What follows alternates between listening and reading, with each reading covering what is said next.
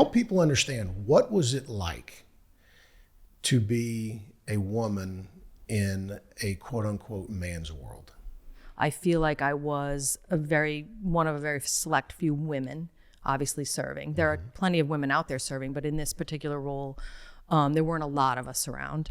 And even in my career with the state police, when I joined the state police in 1997, I keep a list of every woman that's ever been on the state police. There's only been 42 of us ever in the history. Right?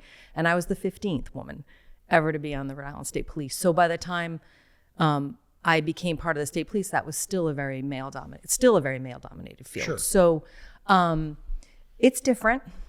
It's different. I think initially as a young woman, all I wanted to do was be one of the guys. I wanted to just fit in. I wanted to blend in. I didn't want anybody to make anything special, no special accommodations. Don't treat me any differently than when you would treat anybody else. But as I mature and grow a little bit older, I realize that inherently we are different.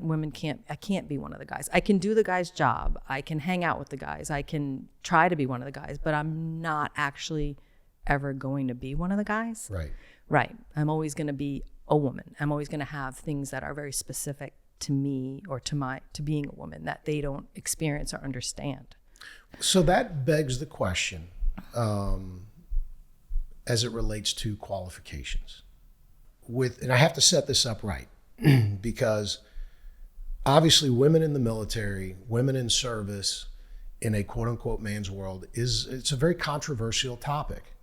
And there are those who are on one spectrum, and, just imagine old Bubba, he has his beliefs, and Bubba says, that's not a place for a woman, woman doesn't belong there, this, that, and the other. And then you've got, those who are more along the lines of, you know what, I'm okay with it, but let's make sure that everybody, if we're going to treat everybody equally, everybody should have the same, responsibilities and qualifications. Don't treat anybody any different. Because the only place where there are different qualifications is in the physical standards, right? Yes. So everybody has to pass the same written tests.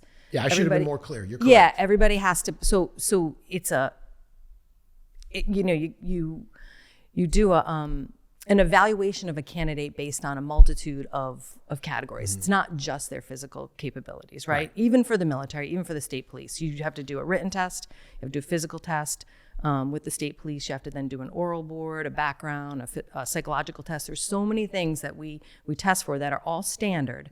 The only thing that's not specifically standard is the physical agility, right? For both the military and state police. You have to look at what the job is you're asking them to do, and then you have to assess them on their ability to do what you're expecting them to do. And I think a 40-year-old physical fitness test really wasn't doing a very good job of that.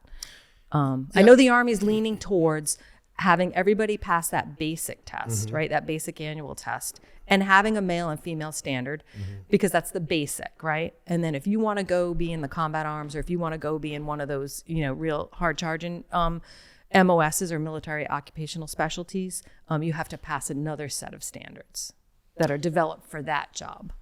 So I don't know if you know that women have an advantage in the sit-ups.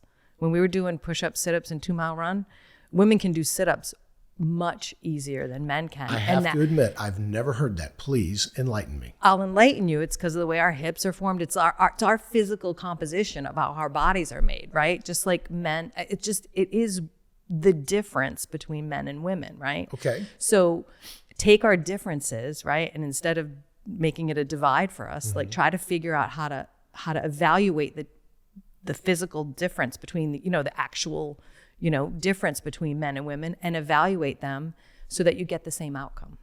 And I don't want to beat a dead horse here, but I think this is an important topic. If I'm in your shoes and I can meet those qualifications, but the bar is lowered for me so that I can certainly meet those standards, I'm a little offended by that personally, because I want to be able to meet the same standards as everybody else.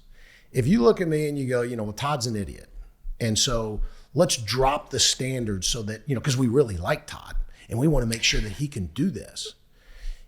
That's offensive to me personally. Right. But, I'm just. But again, we're evaluating candidates and based on a number of criteria, right? Like I'm not going to drop the academic testing, just for you, Todd, because you're an idiot. I'm going to. Just call me an idiot. It's a compilation of all of these things that go into play, Absolutely. right? And that's what gets you in the door. And this is a point I want to make about the state police specifically, is that baseline evaluation that got you selected and got you in the door, got you into our training academy, just like it gets you into basic training, right? Like in the Army, it gets you in the door. When I got into basic training, I had to then meet the same standards as everybody else in that same training group, right? When I got into the State Police Academy, not one bit of my training was any different than my male counterparts. Not one bit of it. I had to do the same PT every day. I had to get into the same boxing ring and actually box, right? I had to do all of the same defensive tactics drills. Everything that my male counterparts had to do, I had to do in order for me to graduate. So when we graduated, we all went through the same exact physical training and had to pass each step of that physical training without any adjustment in the scale.